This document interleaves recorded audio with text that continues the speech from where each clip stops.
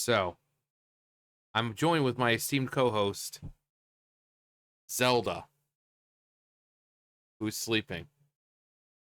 But so who saw this coming? I know we did.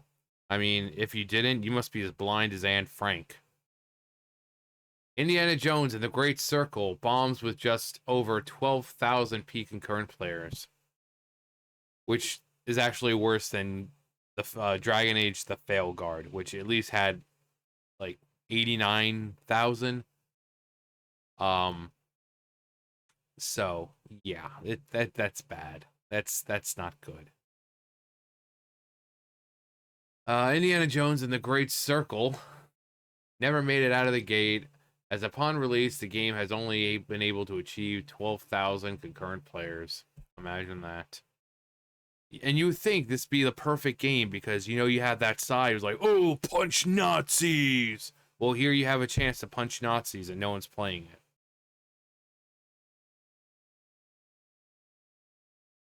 The game hits an all-time peak concurrent player count of 12,000 a day after its release on Steam. And remember, this is worldwide. It's not consolidated to a single area. This is worldwide. There should be millions of people playing this. It's Indiana Jones. 12,000 people. If people don't want to believe that the state of gaming has gone down, Indiana Jones. 12,000 worldwide. Only 12,000 people worldwide were interested in this game.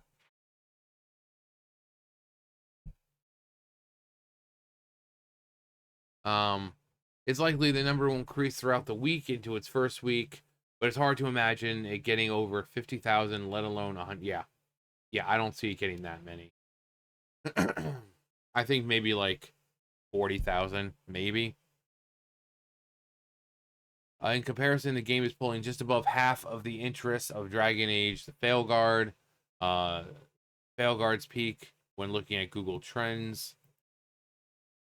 Despite performing worse than Fail Guard, Andy Pants Gaming explains that the game is not woke, just a bad game.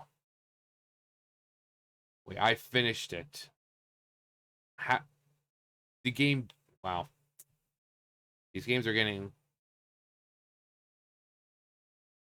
25 hours that I've played.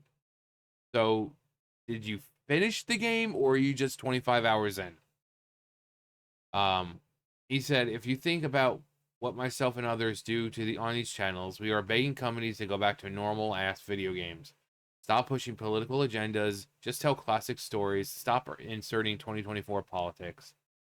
And I've got to give them credit. They gave us what we've been asking for. It's not much, but it's a start. I'm not going to call the Great Circle based but it feels like a classic return to focus on fun in games, and there is barely a whiff of barely, meaning that there is though. If that was the case, there should be like, oh, there's no shred of 20 modern politics. But the fact that he said barely, barely a whiff of modern politics in the 25 hours that I've played.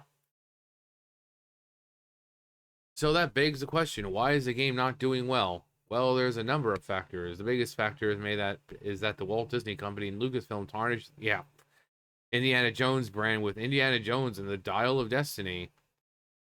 Because, when you have an Indiana Jones movie, we love watching Indiana Jones be belittled and emasculated by a strong, powerful woman.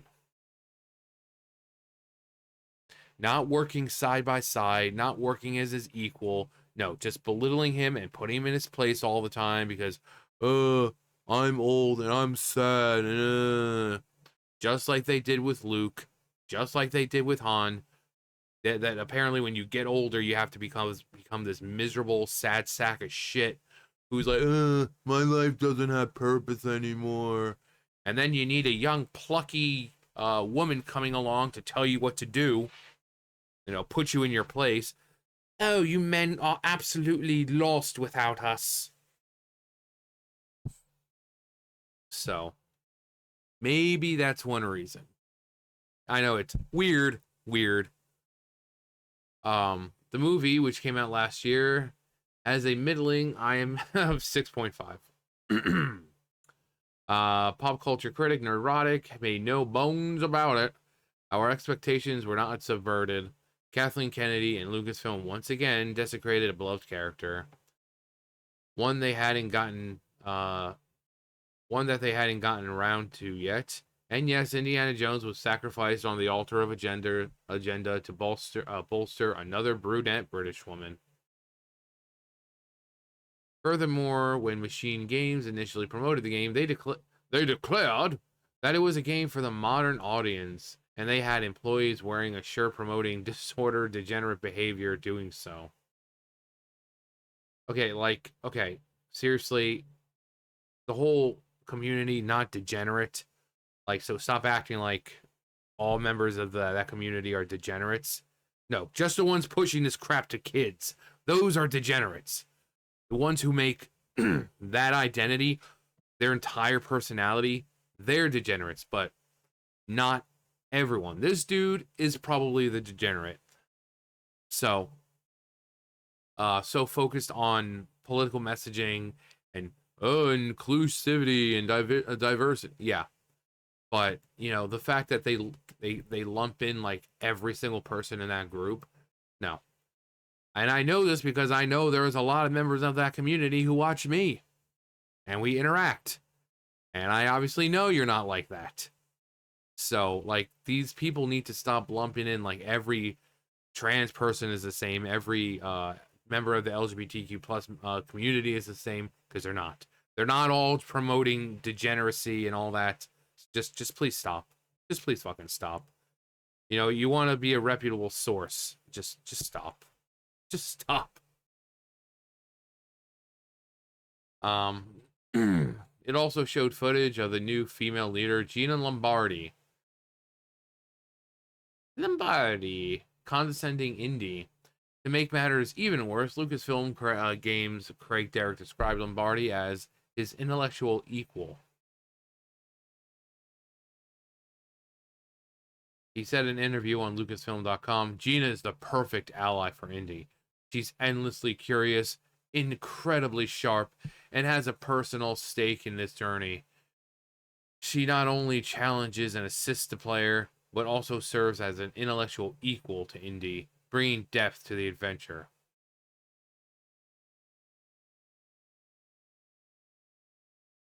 What you doing, Sam?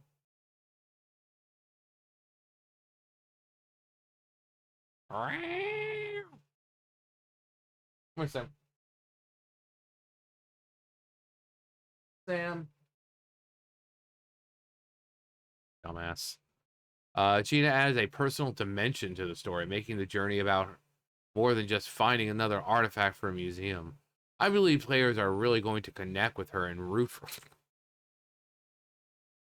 Okay. And as Andy Pants Games notes, the game is being made by a subsidiary of Microsoft who has been pushing the woke agenda, which I don't like that word woke. But I just, unless there's a better word for it. And very aggressive, so throughout all of its subsidiaries, such as Compulsion Games, Obsidian Entertainment, and Bethesda.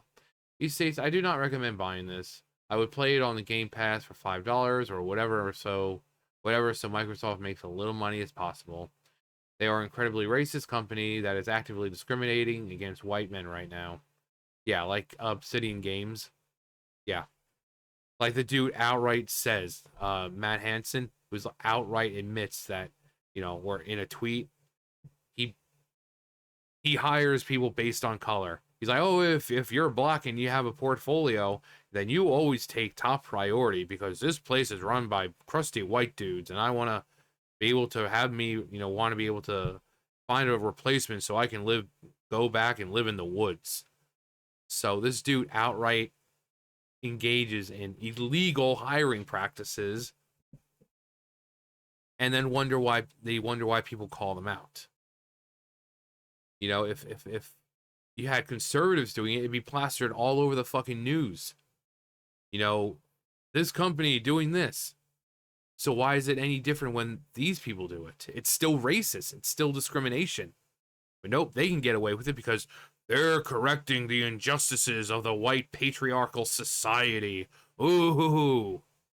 So it's okay to break the law. Which a fucking word that I can't say. Melanie Mac's favorite word. Almost slipped up there. I almost slipped up there. They have now fired Avowed developer. They have not fired, yeah, and they're not going to fire him, despite the fact that he's basically the Rachel Zegler of Obsidian Entertainment right now. Who went onto Twitter and boldly proclaimed that he is refusing to hire white people. Yeah, I just said that. Due to still working at the company. He also pointed out Melissa Boone, in the chief of staff of Halo Studios, as noted on Microsoft's website. Boone manages research. Wait, am I stroking out here? Manages.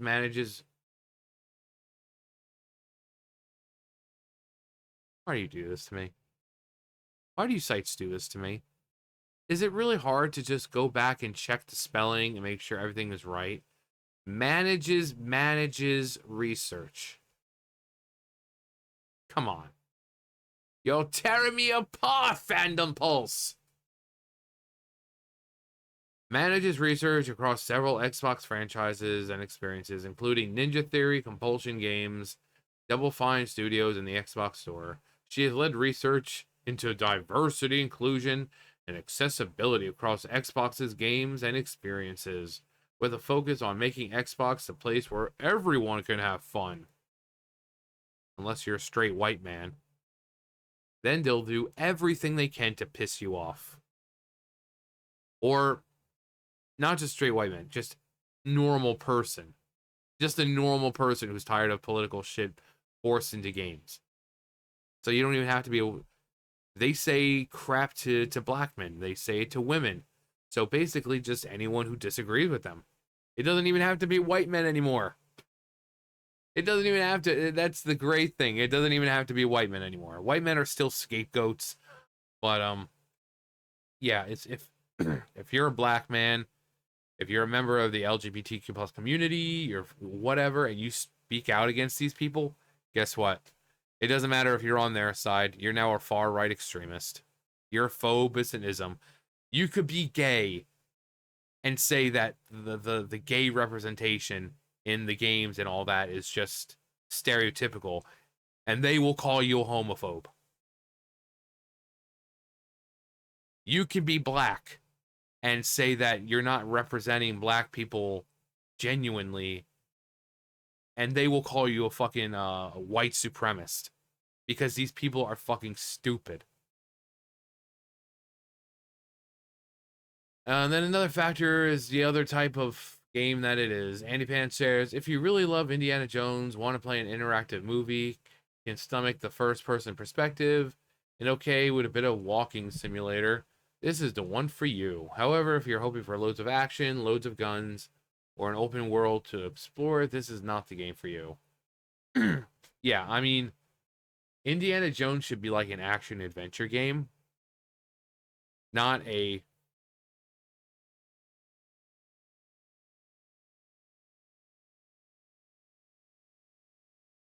like those games are so boring.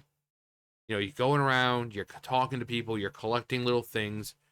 You punch someone, but you're not really doing much. It's Indiana Jones. Come on. Come on. Yeah, I'm not surprised. I say this all the time. I'm not surprised. This is modern gaming.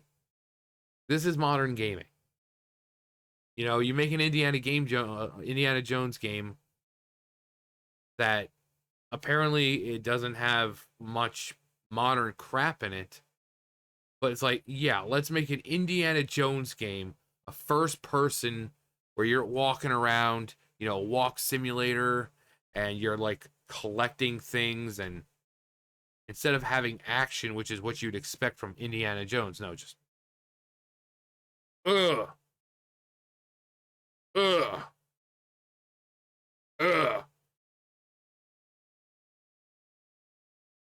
That's not Indiana Jones. That's former Indiana Jones going on a brisk walk in the morning air because he's old. You know, but modern gaming, what do you expect? But that's gonna do it for me. You guys know the drill. I'll see you guys later. Bye, guys.